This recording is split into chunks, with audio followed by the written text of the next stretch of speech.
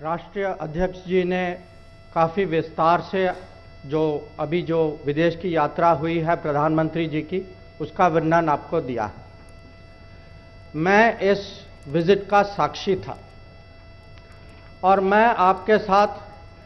कुछ ऐसी चीज़ें बताना चाहता हूं जिससे आपको समझ हो कि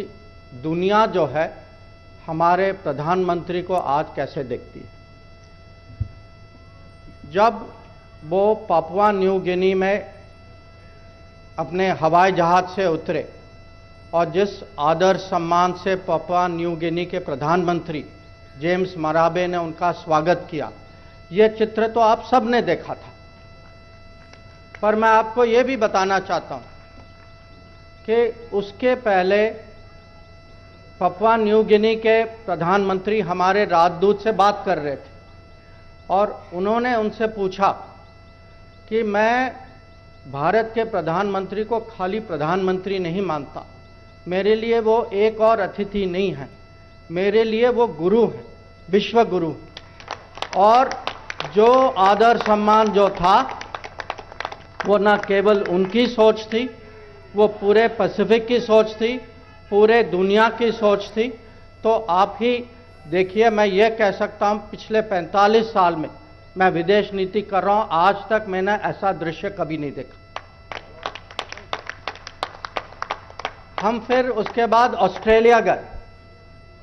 और जैसे माननीय राष्ट्रीय अध्यक्ष जी ने आपको कहा कि ऑस्ट्रेलिया के प्रधानमंत्री ने मोदी जी को कहा दी बॉस। अब उसमें भी एक कहानी है, क्योंकि वो उनके वो स्पीच में था नहीं। उन्होंने बाद में मुझे कहा कि मेरी अंदर की भावना थी और मुझे प्रकट करने का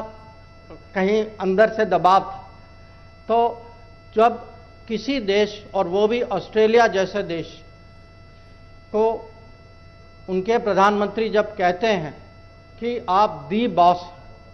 जब ये पापुआ न्यू गिनी के प्रधानमंत्री कहते हैं कि मैं आपको गुरुजी के स्तर पे मानता हूं, तो मैं आप सबको समझाना चाहता हूं कि अभी जिस परिप्रेक्ष्य से दुनिया भारत को देख रही है, वो इसका कारण है प्रधानमंत्री नरेंद्र मोदी जी का नेतृत्व, जो न्यू इंडिया जो है, जो हमारी नई छवि जो बनी है, और जो अलग अलग मीटिंग्स में जो बात जो हो रही थी वो भारत के परिवर्तन की बात हो रही थी। लोग जानना चाह रहे थे प्रधानमंत्री जी से कि हमें समझाइए कि आपके यहाँ जो योजनाएं जो हैं, आपने कोविड का मुकाबला कैसे की, आपने वैक्सीनेशन कैसे की, आपके यहाँ डिजिटल डिलीवरी कैसे हो रहा है, आपने 80 करोड़ आबादी को कैसे